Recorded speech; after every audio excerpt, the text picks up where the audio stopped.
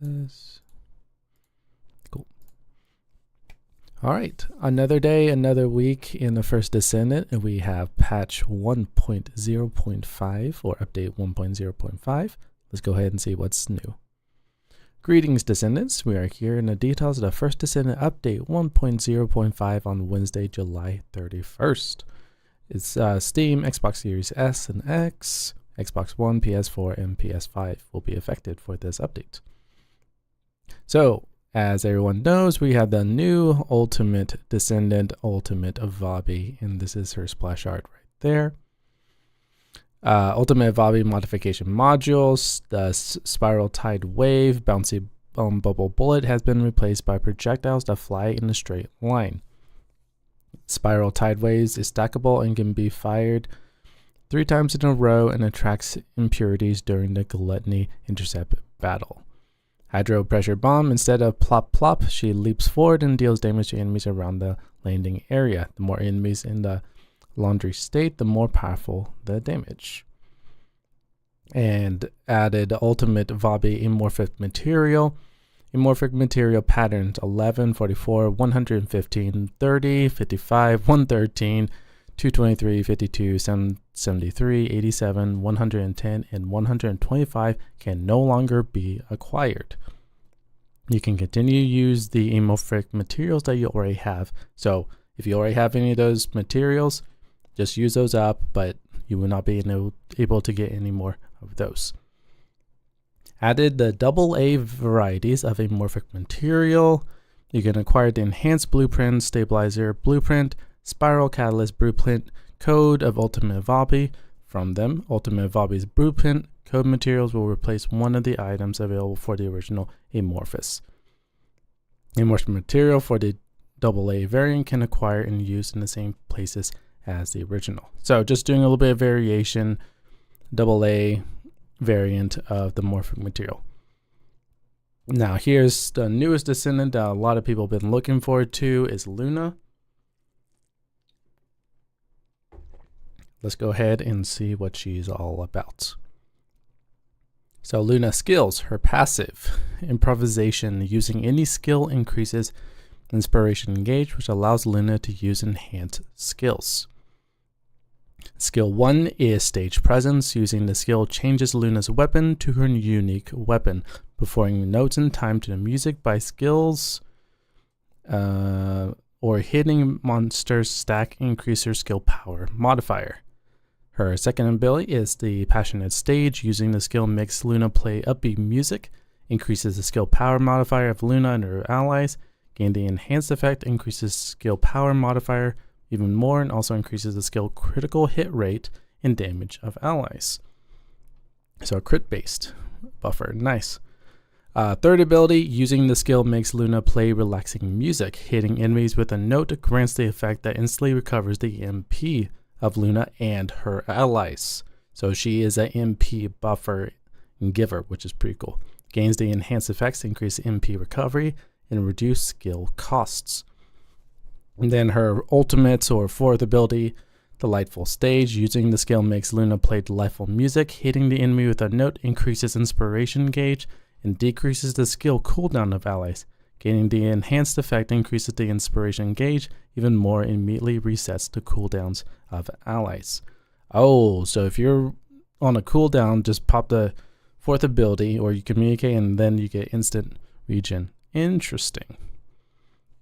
Luna's modification modules, Nimble Footsteps. This modification module enhances Luna's movement speed and amplifies the effective range of her performance, making it easier to support her allies. This will be, for those who want to support, this is almost mandatory. Noid Surge transforms all of Luna's skills to combat skills. Performing notes in rhythm unleashes a powerful AoE attack. Then the inspiration gauge is full, summons a moving stage when she dances to recover MP and shields. So she can, depending on what mod you have, you can be a buffer or a damage dealer. Pretty cool. All right, Luna's amorphic material patterns. So these patterns right here can no longer be acquired. You can continue to use the material that you have. Added the AA variants to amorphic material. Enhanced blueprints, stabilizers, catalysts, codes, all that available on the original Amorphic. So Luna as well as Ultimate Vabi has a AA variant for their Amorphic material. Pretty cool. All right, going into the Void Intercept Battle Gluttony, which is going to be in the hard mode. So new hard difficulty Void Intercept Battle is Gluttony to collect the Hungry Sonic Extension component set in the blueprint of the Ultimate Weapon Peacemaker. So this Gluttony component set, if you have 2 pieces set, grants Toxic Resist. And if you have all 4 pieces sets, grants an effect that recovers MP on hitting the target with a skill's unique weapon, as well as effects that increase skill duration, MP healing modifier proportion to max MP. So for those who use a weapon for one of their abilities, so like Lepic, Freyna, in this case Luna, if you use one of those with skill's unique weapon, it'll also increase skill duration and MP healing, so you get more MP back with using those skills, which is pretty cool. All right, so here's the Peacemaker Ultimate Weapon. Additional Ultimate Weapon Peacemaker uses Dimension skill, grants the single reload of piece effect. At maximum stacks, the single loader of a piece effectively enables you to fire the loaded ammo into a single quick burst when taking an aim shot. So here's the weapon right here. Gain stacks, and then all you have to do is just do a full burst if you want. So that's the unique property of this one. Going to be interesting seeing if people use this for boss DPS or not. There was an added of a new module, Arcade Concentration, decreased movement speed, firearm attack, and all attribute attacks except the non-attribute attack every time a skill is used. But each stack of Arcade Concentration increases defense in MP. Very interesting skill there. Let's see, add new products. So this is just in the shop for those who want to know. There's a Luna bundle, there's a Ultimate Vabi bundle, a summer theme for Vabi, Luna hair makeup. So pretty much just cosmetic stuff added to the store if you want to see that. All right, so now they've added the hotfix 1.0.5. So this is going to be more details of quality of life changes. So let's go ahead and get into that. So in content improvements, to prevent module swapping from becoming a strategy in intercept battles and infiltration operations, equipping and removing modules, changing presets, and changing loadouts are now prohibited. So once you go into a battle, you cannot swap presets and anything. Interesting. Add a feature to collect all lost and found items at once in the mailbox. Okay, we'll have to see how that works. After checking the map with acquired information in the library, closes the map, now leaves the library open. Add the camera shaking on and off feature in game options. We'll definitely check that out. Add the ability to select preset search keys to make it easier to search modules and research. That's going to be very handy. Added commas after every 3 digits in the game menu in HUD to make it easier to read numerical units. Okay, that's going to be helpful as well to see damage. That's going to be nice. You can now check key stat information in the weapons, reactors, and external component inventories. That's nice. You can now register equipment items as attached items. Save a preset now automatically registers equipped items as attached items. Okay, you can now turn the red dot crosshair display on or off cities in game options. Add an image to where items in the graph options to show what they do. Increase the speed of scrolling when scrolling the map with the gamepad's R stick. Change the color of icons for hard difficulty. Okay, so they changed the color. So instead of blue, they've changed the color of the icon, which is very nice. So just a little bit easier to distinguish which one is which. Map no longer displays the markers whenever a quest NPC been tracked disappears. Modification models for the same Descendant are now displayed together in a row in the library. Very helpful when the first clear reward and repeat clear rewards are the same. Acquisition info in the library no longer shows them both. Duplicate modules in dismantle module. You can now use a filter to register only the selected modules for dismantling. That's very helpful. Simplified module combining animation. Yeah, just when you're combining modules, it's not as long of an animation. That's nice if you're trying to speed run through stuff. Starting a research in the materials tab of the research menu now returns you to the materials tab. Oh, that's very nice. I was running into that issue. Add the leave party button to the social media to make the function easier to find. Yeah, because before, if you wanted to leave a party, you would have to go into your social. In the party, you know, your name is blue. You had to click on your name and then leave. But now it's just leave party. Very nice, very nice. Add a search function to the consumables menu. Oh, that's very helpful. Even when acquiring skins from Descendants not currently in use, the red dot still appears. Added the red dot when acquiring paint. Red dot now appears in the weapons list side. So the red dot, for those who are wondering, is the notice that something is new on the tab. So if you go into your inventory, there's a red dot. That's what they're talking about. So they are making it a little bit easier to notify you, but also removing some things. So that's nice. All right, Descendant modules increase the poison contagion range of Freyna's room 0 trauma from 4 meters to 7 meter radius. So her first ability, when it lands or hits an enemy, has a 7 meter radius instead of 4. That's nice. Increase the maximum skill range of Vabi skills from 200% to 50. So if you have, some people I think were running into issues with Vabis where she could only get to some, like if you use all the max range mods that you have, you couldn't utilize all of them. So with the 250% increase, you should be able to do that. So her skills are just going to be more whack, as well as Blair's, which is nice. And Freyna's is also going to be helpful as well.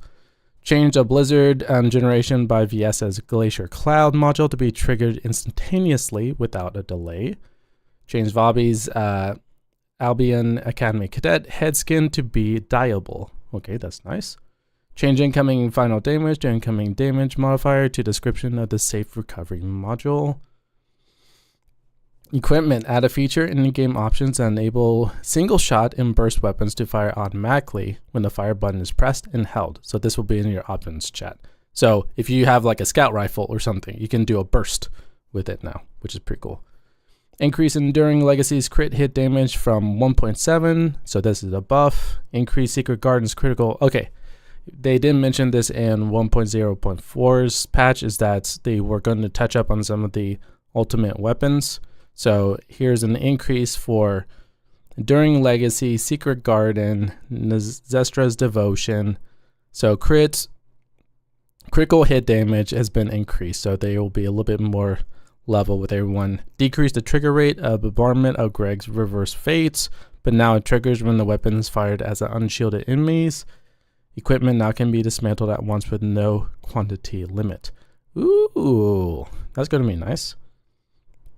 All right, so in the field, increase the amount of void charge that can be acquired from the special operations by about 7 times. So for those who don't know, the special operations is a place where I've found to be very fun to farm XP. So defense missions, and there's like different areas of waves that you have to kill or not that. But 1.4, they added void charge to those, which was nice. But I was getting about 2 to 3 drops, but like I was getting all of them, but it was around 2 to 3. But now it's going to be dropping about 7 times as much, which is cool. So here's a director's comment to that. Hotfix 1.0.4 added void charge as a reward to special operations, but unfortunately there were just too few, 2 or 3. The original intent was to keep void fragments as a primary farming source for void shards and get additional void charge from special operations. That makes sense. But the community has told us that many of you do not like this loop. So if we increase the amount of void charge that can be earned in special operations. So we're working on some steps in the future for improvements. So there might be some buffs to the special operations, but for those who don't like the loop of going to a void fragment, having to switch to a particular character, I personally love this update because even though I like Freyna, I do not like farming those void shards because I don't have a well-built Freyna, but now I can just go into the operations and hopefully get more fragments, which is nice. Many players are currently farming materials without spinning the fragments at the fusion reactors, so we're considering removing the fragment from the fusion reactor startup altogether. This will make the fragments necessary only when the reconstruction device is used at the fusion reactor. Ooh, I like that change. And we're taking a closer look on how the rewards loop will play in working in practice. We'll try to finalize a reward loop that players will be satisfied in the near future. So this is just a slight fix, but they're going to be keeping an eye on the community, which I think is really cool. Reduce the distance you're knocked down, hit by a trap. Lower the ratio. Oh yeah, so for those who've probably run into those lasers, those laser traps and all that, you get sent back quite a bit. So apparently they reduced the distance you get knocked back, so that's nice. Lower the ratio in which the named monster's immunity sphere HP scales with the number of players in infiltration operations, and reduce the duration of the immunity. Okay, that's just so helpful. Agnon, Dester, Vesper, Echo Swamps, White Knight Gulch, Hagios, Fortress Fields have 100% chance to spawn encrypted vaults at spawn. Ooh, that's going to be nice. Because I was running through with Enzo a few times, and there was like nothing on the board. And so I had to go out, go back in, and then, but it's good that they've increased those encrypted vaults. Yes. Increase the hitbox size and data collection missions to make it easier to collect the data. Outside environmental sounds are now less audible in indoor areas in Kingston. Adjusted the distance that monsters spawn in laboratories to be closer at 15 meters. All right, this is nice indeed. All right. Miscellaneous, balance sound levels of shield destruction notification materials. Let's see here. Yeah, okay. Just checking something. Balance sound levels of shield destruction notification materials, research result windows, etc. Okay, cool. Optimize improvements for PC, PS5, Xbox. Applied AMD FSR 31. For PS4, Xbox One users, optimize memory usage and optimize resolution to increase maximum resolution by at least 5%. Okay. For you console players, there you go. Hopefully that will help you. Going over some bug fixes. Fix an issue with enemies defeated by unique effects of your ultimate will not be counted in battle pass challenges and rewards. Interesting. Capacity cost reduction by match stock types will not be displayed on the weapon module enhancement screen. I did notice that a few times. When closing the capacity exceeded warning message when entering module made the game inoperable. Ooh, that would have been really bad. When restarting in the intercept battle, infiltration operations, special operations, after completing it, it would not matchmake you with allies who apply to restart with you. Huh, okay.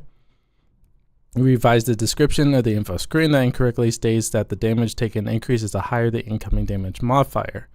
States that damage can decrease the lower the modifier. Interesting. Where completing missions with a weapon that has been socketed at least once would appear to give mastery rank XP when in fact it does not. Okay. Where the name of the core material and blueprints of ultimate weapons are swapped. Where the quantity of attached paints are not displayed in the mailbox. When the DBNO, which is down but not out, for those who don't know, the UI animation would present when the person who's down left and another ally joins. Yeah, if you didn't notice, sometimes if someone is actually running around, but then you see that little red zigzag mark above them, and that's showing that they're down. A few people in my chat has seen that and were like, "What? Someone's down," but they were not, so they fixed that issue. Cool. When changing loadouts when in combat, it's not possible. The UI would switch to selected loadouts. Okay, cool. All right, Descendants. There's an issue where Lipek could trigger the overkill skill at 0 MP, which equipped the increased efficiency mod. Okay. Eugen could not target an ally when using solitary healing if part of his body was covered by an object. Down but not out allies rescued by Eugen could not use any skills for a short period of time after the rescue. They broke your Jaber? Oh no. Fix an issue with switching weapons after using VS's Frost Road, skill cost the skill to visually affect to remain. Knockback range of Vabe's plop plop skill was larger than the actual skill range. Yeah, I did notice that when I was testing out the pre-patch before in the post-patch. That was interesting. I will have a video up on that probably around 5 p.m. Eastern time, because what I did was I recorded post ranges for Vabe, Blair, and Freyna, and then I did a post-patch. So be looking for that later after the stream. Fixed an issue with Enzo's shoot support was not supplied to allies. I did notice that a few times. You cannot respawn your turrets? Oh boy, okay. Ultimate Glaze, Massacre, or Life Siphon skill did not increase her skill damage when she's above 50%. When she's above, okay, yeah. So this is this was some people were saying Ultimate Glaze was had the issue. Looks like they fixed that, which is cool. Glaze Life Siphon skill and her modification can be used on objects in intercept battles. Interesting. Kyle Repulsion Dash could be used on objects in intercept battles. Skill animation of Kyle's Repulse Dash skill would intermittently be canceled. Yeah, I ran into that actually yesterday with running with two of my friends. Was that I would be dashing and then it just stops. Yeah, and so hopefully they got that fixed.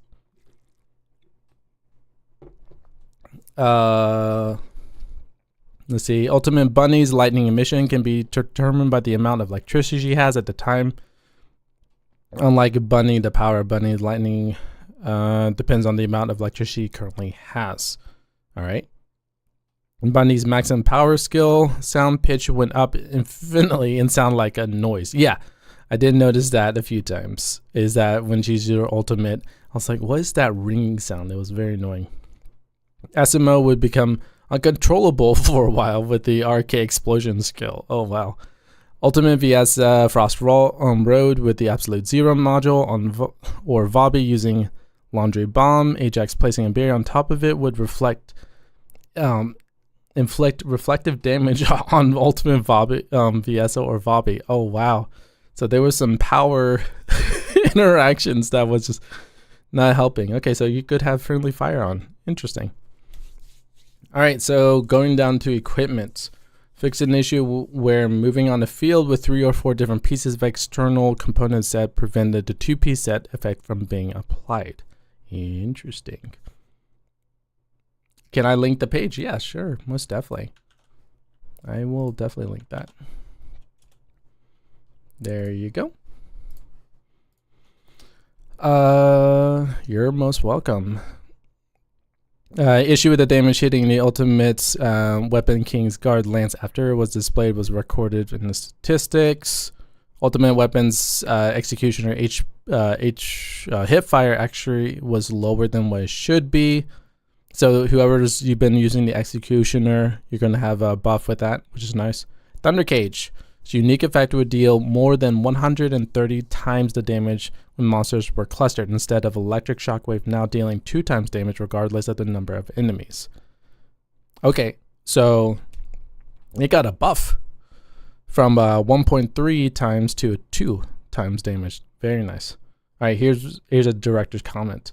During the internal testing, we discovered a bug with Thunder Cage. Thunder Cage should always deal 1.33 damage according to his description, but it was dealing more than 1.33 damage when there was a lot more monsters. We fixed that bug, but we are boosting the damage to 1.3 to 2 times, so it doesn't become less effective when hunting. Ooh, that is nice. We're well aware that the values of items you own is important to you to ensure that fixing the bugs doesn't divulge from your items. We're giving it more power than we originally intended. If something like this happens again in the future, we will not stop at simply fixing the bug, but consider how to preserve the value of your items to provide a reasonable patch. And then finally, fix an issue where you could hear 1 or 2 extra shots when firing single rounds with a repeating firearm. Did not run into that issue, but there you go. All right, there's a lot of quality of life changes, chat. A lot of bug fixes, which is nice. So fix an issue with the firearm crit rate. Increased effective was missed in the description of Vabe's Super Moisture module. Vabe's Tide Wave module could not properly stack finishing attack when piercing an enemy. Ajax's body enhancement module has different final result values depending on when it was saved. Matrix recomputation module was equipped by Ajax. The shield will recover even every time after a short while, and the shield started 50% after equipments. Pitmaster, knockback. I'm not going to go too much detail because there's still a lot more information here. So it's just different modules for different descendants. They're just fixing issues with that. Glaze Predator Instinct module skill displayed the frenzied state icon named twice when used. Interesting. Alright, so for the field, fix an issue with defeating named monsters at the same time as the Void Fusion Reactor mission was being deleted. Allows the player to use reconstructing device without consuming void shards. Okay. Fix an issue with the zone map of Hagios, the old mystery, showing different paths for actual paths. Okay, so the green markers apparently was mixed up. Fix an issue with the traps would remain on restart after dying in no resurrection zone in Hagios Haven. Fix an issue with the movement markers would appear when progressing through the Void Fusion Reactor. Roaming monsters will not spawn on a White Knight Gulch, Hatchery Battlefield. Morphic material patterns and shapes they large acquired from hard infiltration operations in White Knight Gulch and Hagios. So they've changed these over here, so you can check that out. Miscellaneous, fixing the intermediate terrain rendering bug. Yeah, if I run into that issue. For Xbox users, fix an issue with textures would intermittently display black lines when rendering terrain. Issue with subquest, obtaining Frena's research material. One would complete after clearing Rockfall strategic outpost, even if the material was not obtained. Interesting. Fixed an issue where the subquest Desert Duck could not complete with Ultimate Bunny. Camera would intermittently freeze when removing parts during intercept boss fights. Oh yeah, I think we ran into that issue on stream a few times where we could not move or something like that. Yeah, I think some of my friends ran into that issue. Elite Vulgus special effect, chasing orb would not deal damage. Alright, so here's our director comments. So greeting from the First Descent director. I'm not going to pronounce that just in case I mispronounce it. But from the director, today I'm going to outline the devs team's plans for issues that were discussed frequently by the community. The team is currently working on Season 1 and Season 2 updates, while we're responding to improvement issues discovered during the live service. Today I'm going to talk more about how we plan to improve the current state of the First Descendant rather than about Season 1 and 2 updates. Drop rate improvement plans. With all of our drop rate systems are operating fairly in the First Descendant, we do understand that some players are struggling with varieties of drop rates. To address this, we're planning on introducing a new system where you can more easily get the items you want after repeating the activity a certain number of times. The First Descendant has varied missions and amorphic material with chances to depend on the rewards. We're considering how we can effectively take care of the drop rate issue in such diverse reward system. We're working to create a farming structure that players will be happy with. We have to make improvements before long to improve more rational and satisfying farming experience. Next is an update on items that are pulling over into your consumables. There is currently no way to dispose blueprints for descendants and weapons that you already completed. So there are cases where players are getting multiple copies of blueprints that they already own during the farming process. We've been listening to community and we told them that we need to be a way to dispose of the unwanted items. While we could consider simply converting them into some gold or copper, we want to reward you with more value the time you put into the game. To resolve this, the dev team is planning on the system to dismantle leftover items to get byproducts. Now, in a rotating shop system where you can exchange the byproducts for something of value. This will allow the items you obtain to have great value in game. So they're going to be implementing. I have currently maybe 7 Freyna pieces, and since you cannot create duplicate versions of your Descendant, they're going to be implementing looks like a system in the shop where if you dismantle them, you get a certain currency, and if you get enough currency, you can then put them into a shop. Very interesting choice there. Supporting build diversity. It's a lot of fun for us to see the variety of builds being posted in the community lately. We love seeing you trying to as many different builds and are amazed by the unexpected ways you have evolved them. We hope for more builds to exist in the first Descendant, and we want the environment where players are free to experiment with different builds. Far be it from me to question your good taste. Oh, thank you. Thank you for the heart, Christian. Hope you're having a great day. However, we found that it's difficult to take advantage of the loadouts after assigning a socket type, which goes against our goals of experimenting with different builds freely. So for those who don't know, if you maxed out your character, you have certain symbols in the segments, but then if you go to like build 2 and 3, they're still there. So you're sort of locked in to one build. You can't really do too much wiggle room. So this is what they're talking about. As a result, the dev team is planning to provide an environment where completely different builds can be created by assigning each loadout with different socket types. We hope this will help you experiment with different builds without feeling overwhelmed. Ooh, okay. So, it's not going to be happening in this update, but this is going to be down in the future. So, they're very cool. So balancing. Finally, some news about balancing. We're seeing a dominant of the skill damage focused build for some Descendants, and weapons that are well suited for these builds are quite popular right now. We want the meta builds to change from season to season. We want the Descendants and weapons that are effective in the new content to be different from those in previous seasons.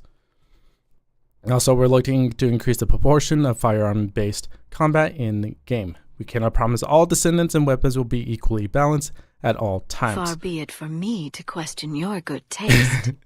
And thanks for the star. Appreciate it. But the goal is to keep changing the effective builds to the end. We promise to make consistent adjustments and offer different ways to play the new game and content. We aim to implement the improvements I talked about during seasons 1 and 2. Your feedback means a lot to the dev team. We do our best to provide a better experience as we build the game together. We continue to listen to you as we strive to make the first Descendant an even better place. Thank you. Wow.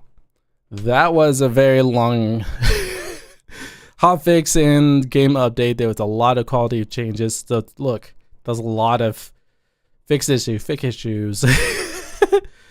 So yeah, that was a lot. I will be uploading this onto my YouTube channel. So give me a second to check this out and get it